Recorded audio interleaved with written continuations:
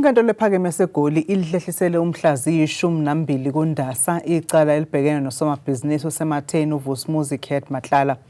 uMatlala ubevele enkantolo nabane asolwa nabo okukhona kubo nomkakhe.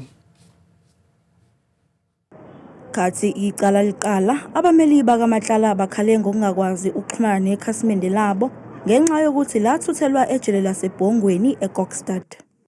My attorney directed a letter to the National Commissioner of Correctional Services and served same by hand on the very same day, in which it's a 3-pager in which they've explained the issues that was encountered with consultation at eMongweni.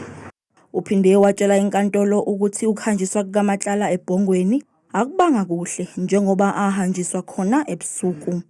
He was transferred midnight on, may I just approach him for the exact date, yes, sure. My lord? 21 December, somewhere in the middle of the night. As I indicated, he was spirited away from C-Max down to Mbongweni. Ngokusho kombuso, umnyango wezokuhlonyeliswa kwezimilo wahlola ubungozi ngaphambi kokuba uMatlala ayiswe eBhongweni. Lokhu ke kwenziwa kulandelwa isigatshana sesithupha somthetho wokuhlonyeliswa kwezimilo. They indicate there that a risk assessment was done. I requested informally at a meeting with Correctional Services, can we have the risk assessment? They said it's confidential, so I don't have it.